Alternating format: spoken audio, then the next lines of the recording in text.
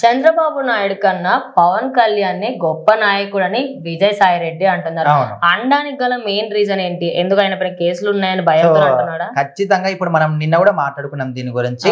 విజయసాయి రెడ్డి అదే విధంగా వైవి సుబ్బారెడ్డి కొడుకు మీద కూడా వాళ్ళకు లుకౌట్ నోటీసులు పంపించారు విక్రాంత్ రెడ్డి. అయితే ఎందుకంటే ఇప్పుడు మనం కోర్టుకు సంబంధించి ఆ కేసులో మొత్తం 5 పైన లుకౌట్ నోటీస్ ఉంది, అందులో ఈయన కూడా ఉన్నాడు. అయితే అక్కడ వెంకట్రావు అనే వ్యక్తి 3,600 కోట్లకు ఆయన ఒక వాటా, అంతే అదొక వాటా. సో ఆ వాటర్ని ఆయనకు బెదిరించి గత ప్రభుత్వ హయాంలో లాక్కున్నారనే విధంగా ఆయన మాత్రం కేసు ఫైల్ చేశాడు.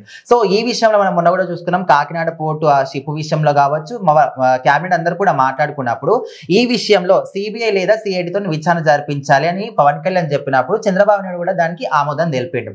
సో అదే విషయంలో చెప్పిన 2 రోజులకే దాన్ని మాత్రం అమలు పరిచారు, సిఐడి రంగంలోకి దిగింది. సో ఇక్కడ వాళ్ళు విచారణ మొదలు పెట్టినప్పుడు సో ఇందులో ఎవరెవరైతే కీలకంగా ఉన్నారో వెంకట్రావు ఎవరి పేరు అయితే చెప్పాడో వాళ్ళకైతే లుకౌట్ నోటీసులు పంపించారు. ఇది రాష్ట్రాలు కానీ దేశాలు కానీ ఎక్కడ కూడా పారిపోకుండా వాళ్ళకి ఎలాంటి ఇప్పుడు లుకౌట్ నోటీసులు అంటే ఏంటి, ఎక్కడ కూడా వెళ్ళొద్దు, వీళ్ళ పర్మిషన్ లేకుండా వాళ్ళు ఎక్కడికి వెళ్ళేది లేదు, కనీసం ఇంటి నుంచి బయటకు వచ్చే స్వేచ్ఛ కూడా వాళ్ళకు ఉండదు అనుకోవచ్చు, ఏవి జరగదు. అవును. సో ఆ విషయంలో ఇప్పుడు లుకౌట్ నోటీస్ ఇచ్చినప్పుడు దానికి విజయసాయి రెడ్డి స్పందించండి, ఎందుకంటే ముందుగా ఈయన పేరే ఆయన మెన్షన్ చేశాడు కాబట్టి.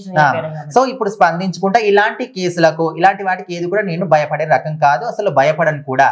నేను ఒకవేళ నన్ను జైలుకు పంపించినా కూడా నో ప్రాబ్లం, నేను భయపడేది లేదు అనే విధంగా చెప్పి చంద్రబాబు నాయుడు కన్నా నారా లోకేష్ కన్నా పవన్ కళ్యాణ్ గొప్ప నాయకుడు అని చెప్పాడు. సో అసలు ఇందులో ఎక్కడ ఎందుకోసం అని అన్నాడు కూడా ఇప్పటికీ క్లారిటీ రావడం లేదు. పార్టీలో వస్తాడేమో మరి, అదే అనుకుంటున్నారు అందరూ కూడా. సో మొత్తానికి రీసెంట్ గా పేరుని నాని కూడా మాట్లాడినప్పుడు జనసేనలకు పోతుండేమో, అందుకే ఇట్లా మాట్లాడిండేమో. ఈయన గురించి ఇక్కడ విచారణ జరిపించడం చాలా గొప్ప విషయం, చెప్పు విషయంలో మాట్లాడిండు.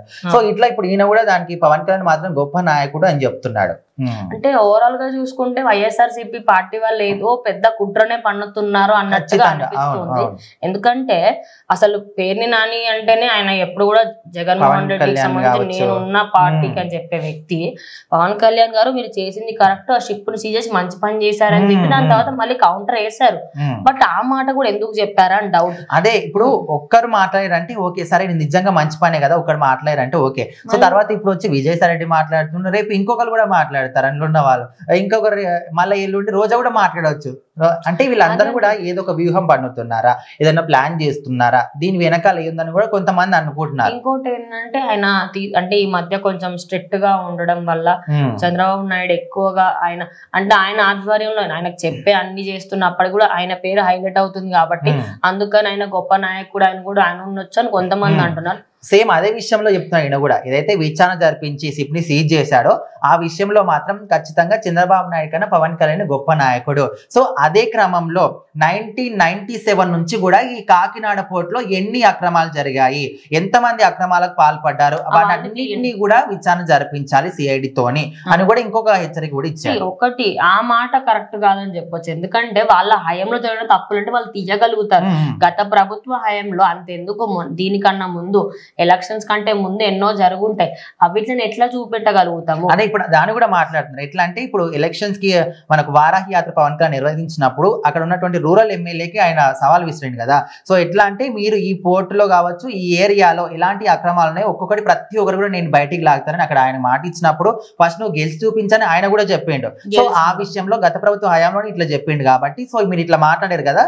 సో 1997 నుంచి కూడా అంటే ఇక్కడ గొప్ప విషయం అని ఎందుకు పోగాడు అంటే సో మీరు ఎప్పుడెప్పుడు జరిగినవి అన్ని కూడా బయటికి తీసుకొస్తున్నారు కాబట్టి సో అప్పటి నుంచి కూడా జరిగినవి కూడా బయటికి తీసుకురండి అనే విధంగా కూడా గొప్ప వ్యక్తి అని చెప్పారు. ఒక విధంగా అది చాలా కష్టమైన ప్రాసెస్ అనుకోవచ్చు, ఎందుకంటే 1997 లో ఉన్నప్పటి ప్రభుత్వం వేరు, మధ్యలో వచ్చిన ప్రభుత్వాలు వేరు, కిరణ్ కుమార్ రెడ్డి, జగన్మోహన్ రెడ్డి, చాలా మంది 21 మంది సీఎంలు ఉన్నారు. దానికి అంత తక్కువ ఏం కాదు, ఖచ్చితంగా అందులో చాలా లావాదేవీలు జరిగి ఉంటాయి. సో మొత్తంగా చూసుకుంటే ఏపీ రాష్ట్రంలో విజయసాయి రెడ్డి మాట్లాడిన మాటలు మాత్రం ప్రస్తుతం అందరినీ కూడా షాక్ కి గురి చేశాయి అనుకోవచ్చు. సో మీరేమనుకుంటున్నారు ఆయన మాట్లాడిన మాటల పైన కామెంట్ చేయండి.